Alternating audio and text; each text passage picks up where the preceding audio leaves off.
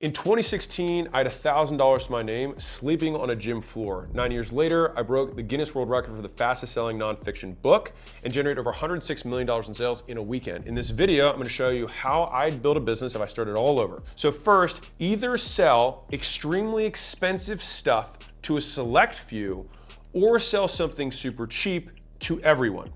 The middle is where people die. So fundamentally, all businesses have the cost of getting customers and what you make from those customers as the core economic arbitrage that makes a business a business. You have a more efficient way of taking resources and allocating them to get superior throughput on the other side. That's literally what a business is. Why did I start with sell really expensive stuff or sell really cheap stuff?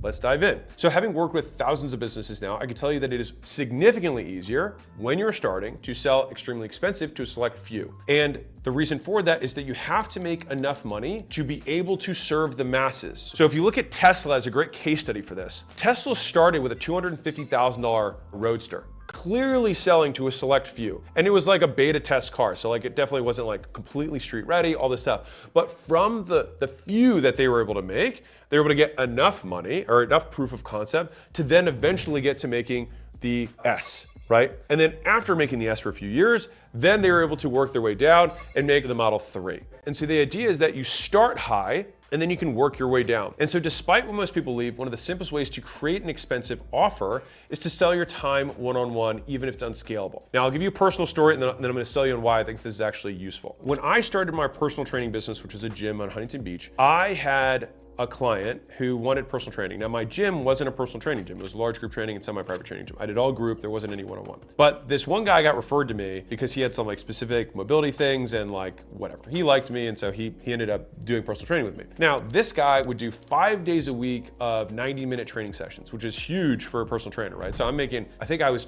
charging $125 an hour or something. So I was getting almost like $180 a day for that whole period. So I just remember that I got something in the neighborhood of like $4,000 or $5,000 a month in cash. He paid me in cash. It was amazing.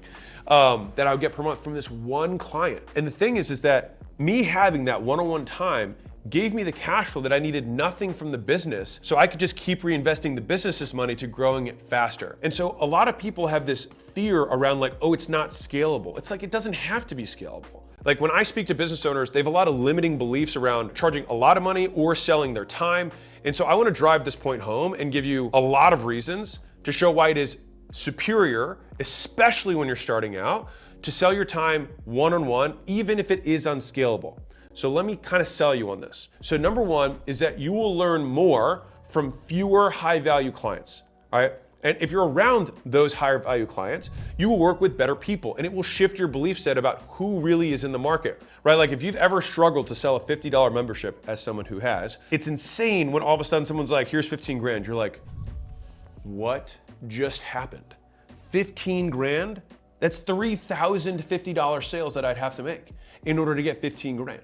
That's how absurd that is. But when that happens again and again, it shifts how you see money and what services you think about creating. The next one that people get hung up on is like, well, I don't want to sell my time because selling your time is what poor people do. Let me learn you some stuff, all right?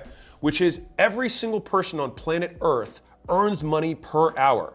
They just don't necessarily denote it per hour. But all you have to do is take what you made last year, divide it by 2,000, and guess what? Voila, you have your hourly rate, which means you worked 40 hours a week, assuming you work 40. And so even if you work project-wise, you spent a certain amount of time on that project and you were remunerated, little fancy word. You got paid based on that work. And so even something like an investment where people are like, well, you know, investors don't trade their time for money. Of course they do, because you think, oh, Warren Buffett bought this company. He just wrote a check and then that was it. He was done. But what we're not taking into consideration is the amount of analysis that he does on macro markets, the amount of research that he's doing on a regular basis, the 1,000 other deals that he did all the due diligence on, then to say no, to only decide to do this one deal. So when you take all of that work in aggregate, for sure he's working. Now, after he makes the investment, assuming he has no effort inside of it, which isn't always true, but assuming he had none, then at that point, he would get increasingly larger returns, but still on a fixed amount of time that he put in. So the proof point is you live in time and you earn money in time, which means everyone has an hourly rate. And so the idea here is that as long as the thing that you sell your hourly rate for is more than you currently own, you will make more. Next point, when you are doing one-on-one, especially in the beginning, you have significantly more flexibility in delivery. That means because it's one-on-one, you can change things on the fly. And also, when you have fewer clients, you can make these kind of quick iterations. So this kind of relates back to the first point of like, you learn a lot faster when you can just have these tiny little pivots. You don't have to change these systems. You don't have to retrain staff. You don't have to look, you don't have to recode. You don't have to have the scalable solution fixed perfectly. It's a great way to beta test ideas. The next one is that because you can still cap the time that you choose to spend with clients, you can still make sure that you're allocating as much time as you need to do everything else. And one of the big lessons that I've learned in terms of making more money is that when you have demand, cut supply. And so when you cut supply, what does that do? Why is the acquisition.com logo two concepts? Leverage, which is a fulcrum, and then a supply-demand curve. Because those are, in my opinion, the two most powerful concepts in business. And so when you have supply and demand at work, which we do, the reason one-on-one is so powerful is because the supply is so contracted, so fixed, it's so small. And so it forces, as long as you don't have limiting beliefs, which is why I'm trying to make this for you, it forces you to raise your price. And so the next one, and this is controversial, you make the money.